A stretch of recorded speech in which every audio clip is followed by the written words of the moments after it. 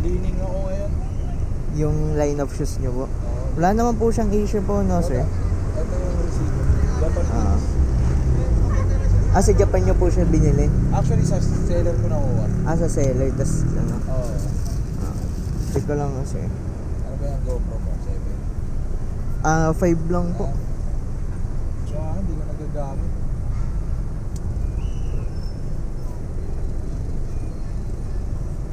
Ito po yun. Hindi ako naglalaro sa ano.